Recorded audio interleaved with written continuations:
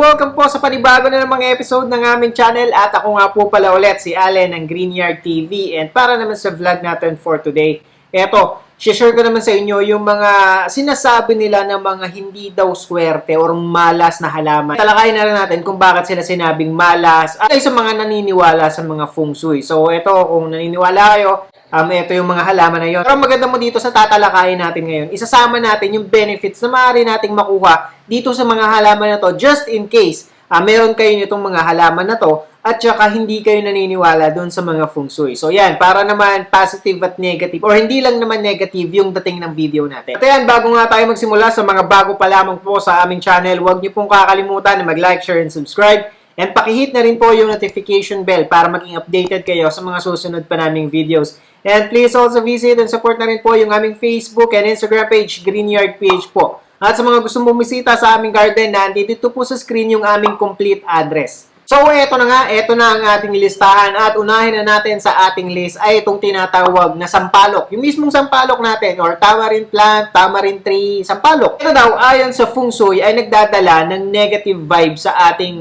bahay, sa loob ng bahay. Kasi ang tamarind, ang pagkakalam ko dito, nabobonsai din siya eh. And meron tayong mga nakita na before na bonsai nito, yung maliit na puno lang na nagkakabunga na. And yun nga, nagdadala daw kasi ito ng negative vibe at negative energy ayon sa feng shui. So, yun yung isang parang hindi daw maganda dito sa halaman na to. At saka, ang isa pa daw, ito ay ayon sa mga matatanda. Yung, kumbaga, parang based dun sa mga sinasabi nila nung mga unang panahon, mga mahilig sa mga paniniwala ayon sa mga multo or masasamang espiritu, pinamamahayan daw ang puno ng sampalok. Kung halimbawa, meron kayo sa harapan na isang puno, yung isang malaking puno ng sampalok, ay kadalasan pinamamahayan daw ito ng mga masasamang espiritu. Yun ay ayon naman sa mga matatanda. So, yun. Kaya pala iniiwasan daw, o kung halimbawa, merong magtatayo ka ng bahay sa may malapit sa puno ng sampalok, it's either iiwasan mo na magtayo ka ng bahay mo sa malapit sa puno ng sampalok before, o kaya naman ay ipapuputol mo yung puno mismo ng sampalok. So, yun yung negative part nitong tamarind tree. Pumunta naman tayo dun sa positive at benefits na maaari nating makuha. And actually, based dun sa aking mga nakalap na information, ang mga tamarind, wala ka palang tapon dito. Magsimula dun sa dahon niya, dun sa bunga niya, hanggang dun sa tree bark niya, or dun sa parang, sa tingin ko yung balat, ng pinakapuno ng sampalok ay magagamit mo na panggamot sa iba't ibang uri ng sakit. So pag sinabing panggamot, ano-ano ba yung mga gamot or ano-ano bang pwedeng mga karamdaman yung maaaring magamot nitong mga nitong tamarind mismo. So unahin natin doon sa tamarind leaves or doon sa pinakadahon ng tamarind. Ito pala ay ginagamit as cure sa malaria. Ginagamit din siyang pangtapal or pangpahid sa mga sugat. At saka pang-cure din pala siya ng diabetes. At ang isang maganda mo sa napanood ko or sa nabasa ko, ay ginagamit din to para makapagpalakas daw pala ng lactation ng isang ina. So, yun, para makapagpalakas ng gatas. So, yun yung mga benefits na maaari nating makuha, health benefits na maaari nating makuha sa dahon pa lamang ng sampalok. And I'm sure, marami pang iba dyan sa iba't ibang sulok ng Pilipinas yung pwede nating paggamitan ito na alam nila. Pumunta naman tayo syempre dun sa bunga. And itong bunga ay number 1 itong ginagamit dito sa mga, especially dito sa mga lutong Pinoy, na ginagamit siya number 1 paasim sa mga sa mga putahe natin dito sa ating bansa. And bukod doon, nakakapagbigay din pala ito ng relief para sa hypertension at ginagamit din siyang gamot sa ulcer. So, ilan lamang to sa mga nabasa ko na maaaring paggamitan natin, mga karamdaman na maaari nating paggamitan ng tamarind as medicinal plant. Ang susunod naman sa ating listahan ay ito namang tinatawag na cotton plant. Ito, personally, parang hindi pa ako nakakakita at hindi pa rin ako nagkakaroon or hindi pa kami nagkakaroon sa garden namin. Pero just in case na meron kayo, at ayon sa feng shui, ang daladala namang kamalasan daw nitong mga cotton ay poverty at bad luck. Inaasin nila yon based dun sa nabasa ko. Base daw yon sa karakteristik na meron itong mga cotton plant. Kasi itong mga cotton plant pala, ay kapag halimbawa meron ka nito, compare mo daw sa mga ibang klase or sa mga ibang uri ng halaman, mas mabilis silang mag-collect ng mga alikabok. Dahil na rin siguro yan dun sa itsura at characteristics ng halaman na to. Kaya iniiwasan daw siya na gawin pang display o pang decorate sa loob ng bahay. So ngayon pumunta naman tayo doon sa positive part nitong cotton plant. Unahin natin na siguro yung they tend to collect dust, compare mo sa ibang halaman. Well, kung halimbawa talagang maalikabok sa labas, talaga naman kahit anong klase ng halaman ay hindi makakaiwas sa mga alikabok. Pero yun, siguro kung pagdating doon sa part na yun, konting linis lang naman yan. And ang isa pa dito, maganda kasing pang-display at pang-decorate ang cotton plant.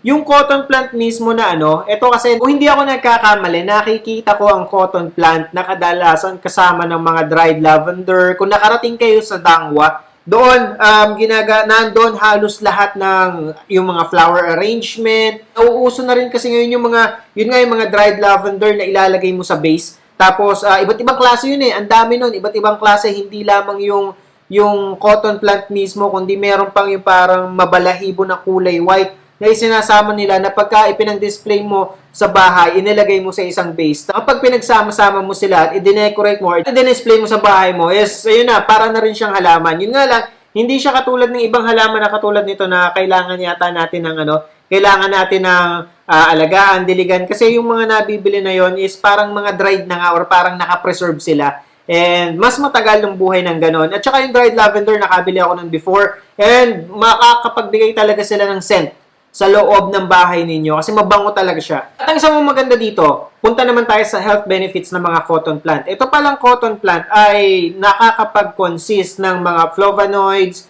ng mucus, at saka ng essential oils. Yun yung maaari nating makuha dito sa cotton plant. And yung essential oil, syempre parang sa tingin ko katulad siya ng lavender. So yung lavender, isa siya sa pinakamabenta or pinakagamit na essential oil na inilalagay sa mga humidifier. Saan nga ba ginagamit na cure itong cotton plant? So yan, cure pala siya sa mga respiratory diseases, sa mga mumps, sa mga ginagamit din siya sa rat bite. So yun yung base dun sa nabasa ko. So ibig sabihin lang, marami pa rin tayong paggagamitan ng cotton plant just in case kailanganin natin. Sa tingin ko, kung yun naman yung mga benefits na maaari nating makuha at kung hindi naman tayo masyadong naniniwala sa feng shui, is napakaganda ng cotton plant. Lalo na kung isasama natin siya or i-combine natin siya doon sa mga iba pang dried flowers na mabibili natin sa Dangwa. Ayan. And ginagamit din siya mga flower decorations kaya nga naging mabenta at nag-usbungan din itong mga dried flowers kasama na dyan yung cotton sa iba't ibang klase pa doon sa Dangwa. And ito, based dun sa nabasa ko, ito yung uses and effectiveness ng cotton plant sa iba't ibang klase ng karamdaman na maaari nitong i-cure. So, una, yung insufficient pa naman daw yung evidence to rate effectiveness para sa malaria, menstrual disorders, meron ding menopausal symptoms, nausea, fever, headache, diarrhea, ill birth control, at other conditions. So, yun yung mga ibang factors or ibang mga pinag-aaralan na pwedeng paggamitan nitong mga cotton plant. And ang pinaka ginagamit talaga dito ay yung cotton root bark kung tawagin or yung I think siguro yung balat ng mismong ugat ng cotton plant yung ginagamit para dito sa mga ganitong klase ng karamdaman. So ibig sabihin siya yung may cure at hindi yung buong parte o ibang parte ng cotton plant. At ang susunod naman sa ating listahan na malas daw sa loob ng bahay ay yung mga dead plant. So para sa akin, syempre kaya ka naman nagkaroon ng halaman is para alagaan at hindi naman para ilagay lamang dyan or i-display lamang dyan sa loob ng bahay natin and then pabayaan na. Yun nga, kung halimbawa meron kang nakaligtaan or napabayaan ng mga halaman, much better daw kung tatanggalin or aalisin mo daw kaagad-agad itong mga halaman na to para naman hindi na siya humatak ng mga bad luck pa sa loob ng bahay ninyo. And kung halimbawa gusto mo talaga ng halaman, kaya lang, or kung gusto mo ng pang-decorate or pang-display sa loob ng bahay mo ng mga iba't ibang klase ng halaman, pero wala kang time para alagaan sila, or hindi mo siya nadidiligan, or minsan, madalas wala ka sa bahay para ma-check sila, pwede naman tayong gumamit or bumili ng mga artificial plant. And yun, talagang less maintenance yun, low maintenance yun. Ang kailangan lang natin gawin doon is siyempre, nag-aano pa rin siya, nagko-collect rin siya ng mga alikabok. So, yun lang, pagpag lang or ugasan lang natin. And babalik na ulit yung shine nun. Pagdating sa pag-aalaga, wala ka nang gagawin kasi artificial plant lang. Or di kaya naman, yung mga dried flowers nga, katulad ng mga cotton nga, dried cotton, yung mga dried lavender. Ano yan, matagal ang buhay niyan. Sa tingin ko, hindi naman sila i-consider na dead. Kasi parang natuyo lang sila eh. Although hindi sila katulad ng halaman na iba na kailangan mo silang diligan at i-maintain or i-prune dahil hindi na sila hindi na nagbabago yung nila. hindi na nagbabago yung itsura nila, hindi na sila nagkakaroon ng panibagong mga talbos or panibagong mga dahon. Yun nga lang, compare mo, kung halimbawa artificial plant yung gagamitin natin, is wala kang makukuhang ibang benefits doon like yung ma-purify yung loob ng bahay mo. Makakatanggal din ba ng stress ang mga artificial plants? Sa tingin ko, hindi. So kung halimbawa gusto mo talaga and gusto mo buhay na halaman, marami pa rin naman tayong pagpipilian ng mga halaman ng mga low maintenance lamang at kayang-kayang tumagal nang kahit medyo maneglect mo sila ng mga 1, 2 araw, 3 araw, kahit walang yung mga drought tolerant na halaman, yung mga halaman na kayang mabuhay sa mga darkest corner of your house. May mga ganyan tayong klase ng halaman, katulad ng mga snake plants, nitong aming ZZ plant, welcome plant, pothos. Ang dami nating options pagdating dyan. So, umili na lang, mag-research na lamang tayo bago tayo bumili ng halaman. And wag na tayo dun sa mga halaman like yung mga kalateya kasi medyo talaga sila, medyo mahirap sila, or kung hindi mo mababantayan or hindi mo maaalagaan, yun ngang naaalagaan pa, namamatay or pumapangit itong mga kalateya. Ano pa yung mga talaga maneneglect mo sila. So avoid natin yung mga ganon, and marami pa tayong options. Hindi kaya naman pumunta ka sa isang plant shop, sa garden shop, magtanong ka sa mga owners doon at siguradong alam nila kung ano yung halaman na perfect para sa iyo o yung halaman na hinahanap mo. Yan, katulad nitong mga halaman na nandito sa amin ngayon sa bahay namin. Most of them low maintenance or less maintenance talaga itong Lucky Bamboo. So, darkest corner of our room, naka-display siya. Nilalabas ko lang siya kapag magba-vlog tayo para at least may display dito sa table. And yung ZZ plant natin, kaya ding mag-tolerate yan ng konting liwanag lamang. Marami tayong snake plants dito. At isa maganda mo dito sa mga nabanggit kong halaman, itong mga to, pwede din silang mabuhay ng nakababad or nakatanim sa tubig. So, kung halimbawa ilalagay mo siya sa vase, sa flower vase, or sa plant vase, kung ano man yung paglalagyan mo, kumuha ka lang ng cuttings at ilagay mo siya doon, mabubuhay at mabubuhay siya, katulad ng mga halaman na naandito sa amin ngayon. So, hindi ka na mag-worry na baka hindi mo nadiligan, kahit pa yan ay umabot ng 3 hanggang 5 araw na hindi mo nadidiligan, as long as hindi natutuyo or nauubos yung tubig na inilagay mo doon sa vase mo or doon sa glass mo or sa jar mo, wala kang magiging problema sa kanila. Mabubuhay pa rin sila or magta-thrive pa rin sila. Ang isang benefits lang, banggitin ko na rin, although ako talaga kahit isang artificial plant, wala kami dito sa bahay, is unang-una, hindi mo na nga kailangan lagyan ng fertilizer. Kung halimbawa man, kung gusto mo kagad, lush na kagad yung mga halaman mo or artificial plant mo, pwede mong gawin. Pwede mong pagsama-samahin. So, ganun, and nade-decorate mo. Kayang-kaya mo siyang i-decorate personally na hindi ka magwo-worry na baka may mabali or maputol, manghihinayang ka sa bawat dahon. So, yun yung isang benefits nun. And yun nga, punas-punas lang, wala ka ng problema. Galang ng dust, hindi ka rin magwo-worry na medyo tumataas na pala yung halaman mo. Pero nasa tao pa rin kung gusto nila yung artificial plant or ito kayang mga live plants na affordable naman at saka low maintenance na pwede nating ipangtapat sa mga artificial plant. And ang susunod naman sa ating listahan ay ito namang mga cacti or cactus. Itong mga cactus daw ay nagdadala naman ng malas sa loob ng bahay dahil daw dun sa mga tinik na meron sa kanya. So, yun yung isang paliwanag dito. Ayon yan sa feng shui, ha. And yun daw kasi ay, halimbawa may yung mga tinik daw kasi na yun, ay maaari daw maging pagsimula ng mga hindi pagkakasunduan ng bawat miyembro ng pamilya.